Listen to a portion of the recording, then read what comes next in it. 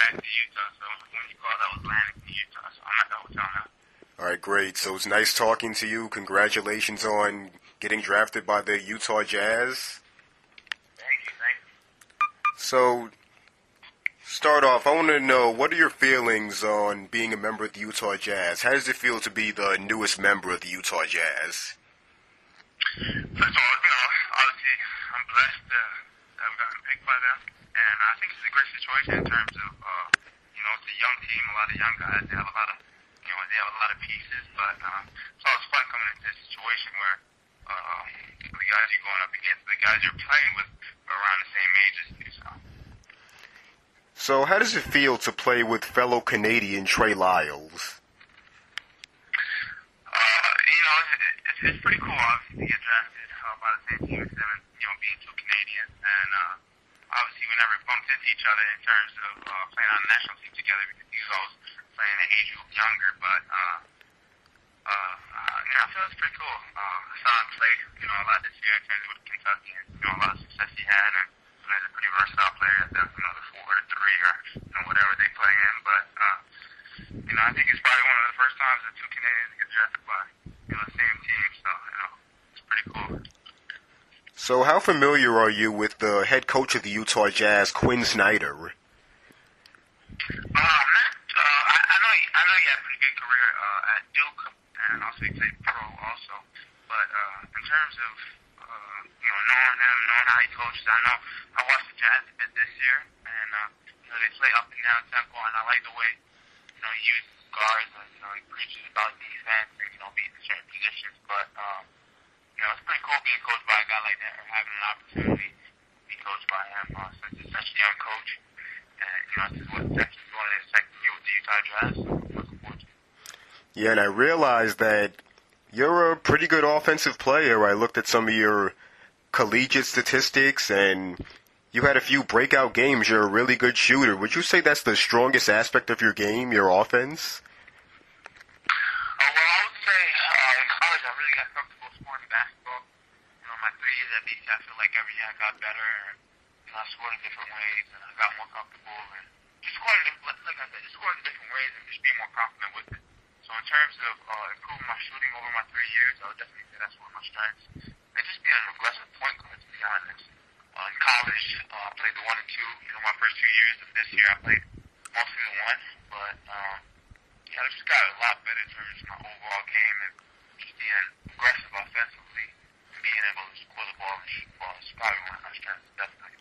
Yeah, I realized that also, that when you went to Boston College as a freshman, there were a lot of freshmen and sophomore along with yourself. Did that give you a lot of confidence as a scorer, since there were a lot of freshmen and sophomore? In terms of a lot of freshmen and sophomores playing with me? Yeah, from like a scoring standpoint. Did that give you confidence to score the basketball since you were with a lot of fellow freshmen and sophomore at Boston College and your freshman here? I would say that played a role in it. Coach Donahue, wanted me to be aggressive in terms of offensively. I feel like I got to the line a lot. So I was just trying to make the right play in terms of getting a key and finding a guy who would do it. But I got to the line a lot my first 2 years. So getting fouled and trying to force people to always be on their toes and be ready to guard me. But definitely coming into a situation where so much was on me already, and I was not in a situation where there's 5 seniors or the guy I was going up against in my position was a senior, and I had to wait my time. So I feel like that helped me with my improvement also, being a freshman and having to play so many minutes and learning through your mistakes is the key to someone's improvement. Yeah, and also in your freshman year, you had a breakout game against Auburn in which you scored 19 points, and then you went on to score 17 points against Miami. Then you had 22 points against another good opponent, UNC. Then 20 points against an even better opponent, Duke University.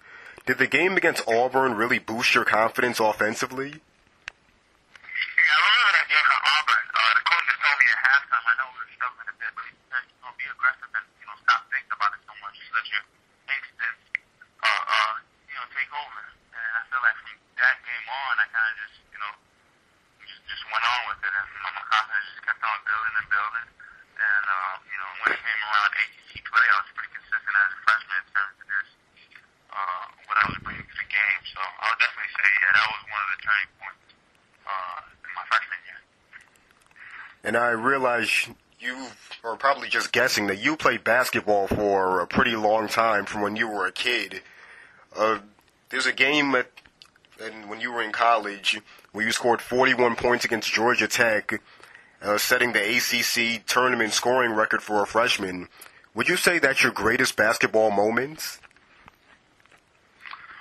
I would say one of my greatest basketball moments was probably when I played on the U17 national championships. It was me, Wiggins, Bennett, Kevin Pangos, a lot of Nick Switzer, a lot of pretty good Canadian players, and we won the bronze medal. So in terms of just a basketball experience and the best memory, I would say that was definitely the best. But I would say the 41-point game kind of caught me by surprise, but I didn't realize at the time that it was such a big thing. It's kind of like in the months after and even like the years after where, a lot of people still remember that game, and, it was pretty amazing what I did.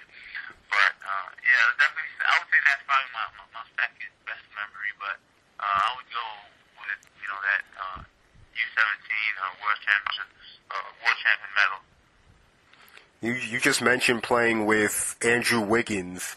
Could you expound on playing with such a great athlete in Andrew Wiggins on the Canadian national team? Oh yeah, so I played with Wiggins. He was probably 15 at the time, but from an early age, Wiggins, always showed, his capabilities in terms of being an athlete and impacting the game in ways that not a typical athlete or a typical player can, especially when he was 15. So I thought when I was, right then when he was 15 in terms of, we played against Team USA and he was not scared. He was trying to dunk on guys, and that Team USA team that year was packed with a whole bunch of NBA players now, so just his mentality and not being scared kind of just showed the world that, he was going to be something special. How old were you when you moved to the United States? I would say, I think the year I moved, I was turning 18 that year. So what was it like? What was it like living in Canada? Go ahead. Well, what was it like living in Canada all those years? Was it really, really cold? I could imagine the really frigid winters in Canada. Oh my goodness. Yeah, no, it's a little different. Obviously, whenever you think of, Canadian, because everybody's from that Toronto area, and I'm about 4 hours from there, from that Quebec area, so you don't really hear a lot of basketball players coming out of there. But, yeah, definitely the winters are pretty tough.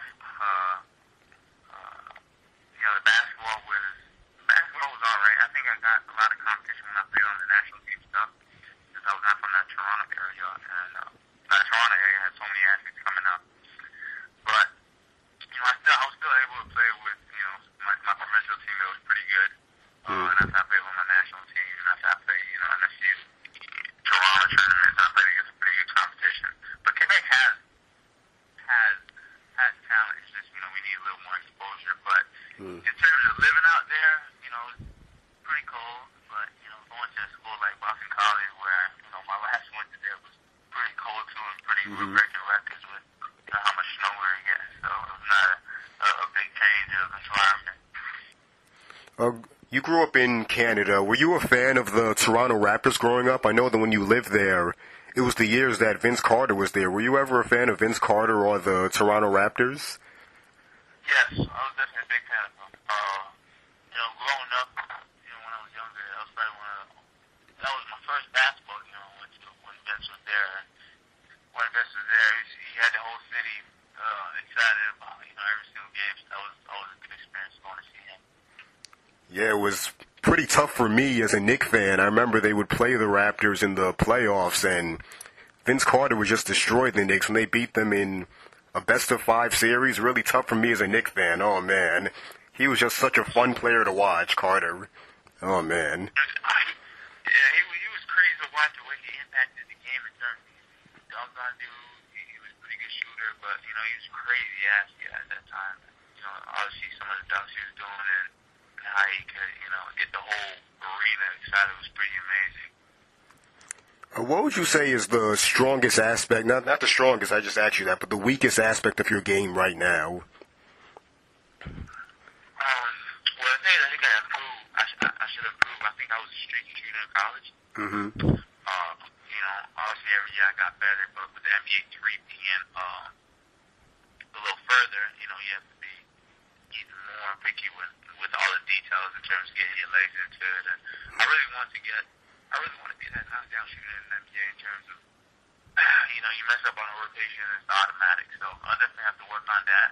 And I would say just my team defense, I would say, in terms of being in the right spot. And I know in the NBA it's a little more spaced out, but just getting better. Just getting better with not just focusing on the guy I'm guarding, but being in the right spot in defense to, help others whenever they get beat or something like that. Is there anybody in the NBA that you look forward to playing against, any individual player? Well, after seeing what Steph Curry was doing this year, that's definitely one that, the ones I'm looking forward to the most in terms of just him being in my position. We both playing point guard, so that'll be a pretty fun experience. Yeah, I could really understand where you're coming from. Stephen Curry, for the last 2 years, has been my favorite player. I became a fan when he scored 54 points on the Knicks, my Knicks, 2 years ago, and he hit those 11 three-pointers. Yeah, I know exactly where you're coming from. He is really fun to watch. No, he is. I was lucky enough to see a few of his playoff games, live, and I remember seeing his playoff game versus Houston. Mm-hmm. And Houston, he went off for something like, in the 40s. Just the way he does it, obviously he's not the greatest athlete in terms of he's not right. on people, but his skill set and his IQ is so high that yes. he makes up for everything, and it's just pretty amazing to see him do what he did this year. Yeah, just his ability to create his own shot, shooting off the dribble, to get to the rim when he wants to. Just a really fun to watch player. I really enjoy watching him. I'm so glad he got the MVP this year, and really interesting to see what he'll do as his career progresses. I can't wait for next season. Yeah, definitely. He has the ball rolling now, so I never realized how long he was in the league. He's been in the league for what, 6? It's been 6 years. It'll be his 7th season next year. Yeah, it's been a pretty long time. Yeah, no, it's a pretty long time when you think about it, but he played amazing this year. It was pretty incredible. Is there anybody in the NBA that you would compare your game to? I'm a big synergy guy, so I don't like comparing my game to one player. Okay. I like watching, chopping out tape of, numerous players. Growing up, I watched a lot of Steve Nash and Tony Parker. Mm-hmm. So I like taking, certain things from them. Tony Parker, how he's just able to get in the key, every single time, and get in the middle of the key and kind of make plays. Make a layup or make the right play and get a teammate open or something like that. And guys like Steve Nash, where attention to detail was extremely impressive in terms of how successful his career was. To guys like Curry and Damon Lillard, the new guys on the block that just bring a new wave of talent that is pretty nice to kind of model your game after. But I wouldn't say I'm on my game over after one player. I just kind of pick apart some people's games and try to add certain things. Well, it was great talking to you, Olivier, and I hope you have a pretty good season and best of success in Summer League as well. All right, nice talking to you. All right, thanks for calling. All right, have a great day. All right, bye.